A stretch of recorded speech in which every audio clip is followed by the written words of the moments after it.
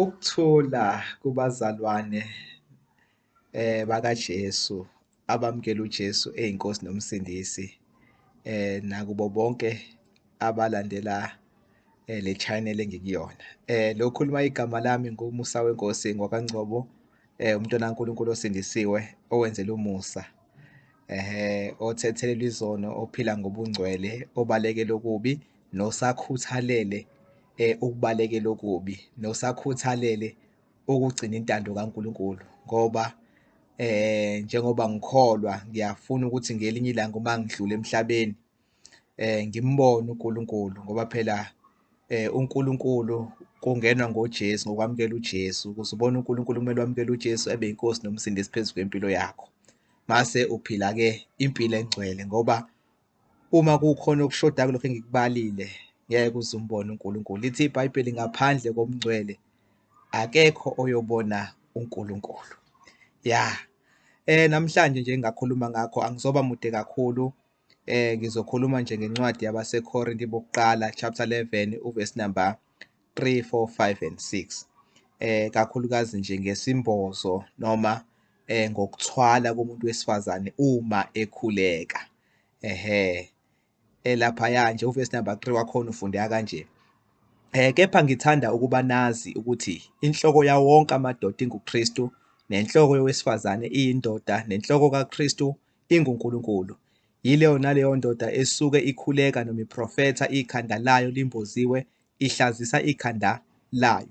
Kepha yilowo naloyo owesifazane osuke ekhuleka nokuba eprofetha ikhanda lakhe lingagutshazelwe, uhlazisa ikhanda lakhe, ngokuba lokho kukunye nokuthi uphucile. Ngokuba uma owesifazane engagubazele akagundwe, uma kuyihlazo kowesifazane ukuba agundwe noma aphuce akagubazele. Iyona-ke indaba esinayo la. Hlampe nje okokuqala asiqale sikhanyise ukuthi uJesu uyinhloko. Uma sikhuluma ngenhloko sikhuluma nge-leader. Mase kuthi inhloko yesifazane yindoda. Kunomehluko phakathi kwenhloko nekhanda. Uverse number 3 ukhuluma ngenhloko, ukhuluma nge-leader. Mase siya kuverse number 4, uverse number 4 ukhuluma ngekhanda leli eliney'nwele. Lithi-ke yileyo naleyo ndoda esuke ikhuleka noma iprofetha ikhanda layo limboziwe. Kusho ukuthi uma indoda ikhuleka imboze ikhanda. Lithi izwi likaNkulunkulu ihlazisa ikhanda layo. Alisho ukuthi ihlazisa uKristu, cha, ihlazisa ikhanda layo leli eliney'nwele. Uma indoda nje ikhuleka imboze ikhanda, kuyihlazo ngoba ihlazisa ikhanda layo leli eliney'nwele.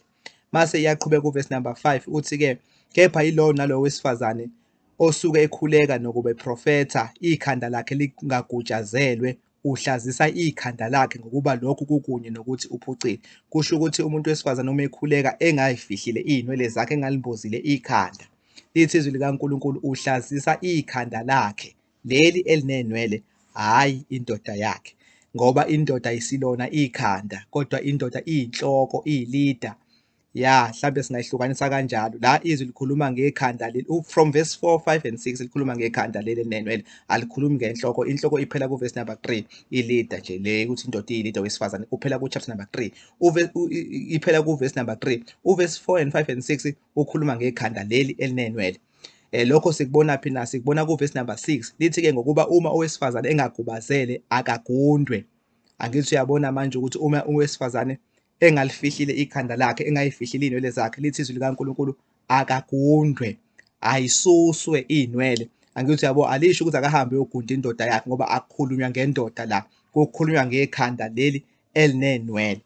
Iphuzu lami lilapho-ke namhlanje ukuthi umuntu wesifazane uma ekhuleka nokuba eprofetha, lithi izwi likaNkulunkulu ikhanda lakhe noma iy'nwele zakhe akazifihle.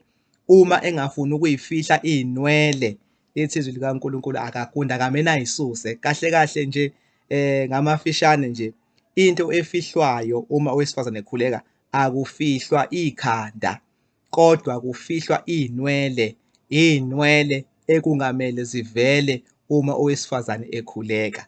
Abanye-ke bake bethi, hhayi, iy'nwele zowesifazane lezi ezinde ziyisimbozo, angakhuleka engathwele. Cha, izwi-ke likaNkulunkulu lithi uma nje engafuni ukuthwala uma engafuni ukufihla izinwele, lithi izwi likaNkulunkulu kungcono ukuthi ayisuse, ngoba akufihlwa ikhanda, kufihlwa izinwele. Iy'nwele ekungamele ivele kumuntu wesifazane uma ekhuleka. Iy'nwele ekungamele zivele kumuntu wesifazane ekhuleka. Noma engaba nazo zibe zinde zibe isimbozo, uma nje ekhuleka kumele azifihle lezo nwele, ngoba akufihlwa ikhanda, kufihlwa izinwele. Ya, noma engaba nazo iy'nwele zibe isimbozo, kodwa uma yokhuleka kumele ay'fihle iy'nwele. Izwi-ke likaNkulunkulu limnikeza i-condition eyodwa kuphela umuntu wesifazane ukuthi akhuleke angathwele. Lithi uma engafuni ukuthwala akagunde. Iyona kuphela i-condition ayinikeziwe ukuthi angathwali. Okusho ukuthi uma nje efuna ukukhuleka engathwele ekhanda, kumele agundwe izinwele zakhe zingabi khona. Uma kuyihlazo ukuthi owesifazane agundwe, lithi izwi likaNkulunkulu akazifihli iy'nwele. Iy'nwele ekungamele zivele, noma engaba nazo zibe zinde zibe isimbozo, kodwa uma esekhuleka kumele azifihle iy'nwele. Kuyihlazo ukuthi umuntu wesifazane akhuleke uNkulunkulu ngezinwele. Lokho kushiwo yizwi likaNkulunkulu elitholakala kwabaseKorinte bokuqala, chapter 11, verse number 6. Kepha yilo nalo wesifazane osuke ekhuleka nokuba eprofetha ikhanda lakhe lingagutshazelwe, uhlazisa ikhanda lakhe ngokuba lokho kukunye nokuthi uphucile. Ngokuba uma owesifazane engagubazele akagundwe. Yabo? Akukho optional ukuthi mhlambe angagundwa. Lithi iBhayibheli akagundwe, futhi ngeke aze ayigunde yena, uzogundwa yithi ibandla. Shuthi nje kumele simphathele iduku.